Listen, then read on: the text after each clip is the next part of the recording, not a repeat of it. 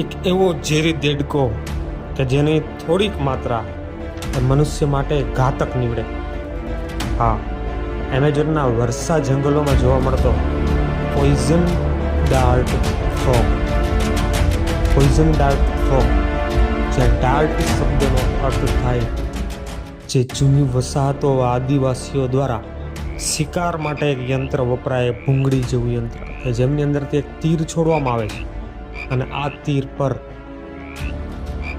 આ જ ફ્રોગનું મ્યુકસ એટલે કે એમનું શ્લેષ્મ પ્રવાહી ચોપડવામાં આવે છે, જે ખૂબ ઝેરી હોય છે. આવા દેડકાઓ એ આમ તો ઝેરી બનવા પાછળનું કારણ છે તેમાં નાના નાના જંતુઓ અને કીટકો તેમજ ઝેરી કીડીઓને ખાઈ અને પોતાની અંદર આ ઝેરને કલેક્ટ કરે છે.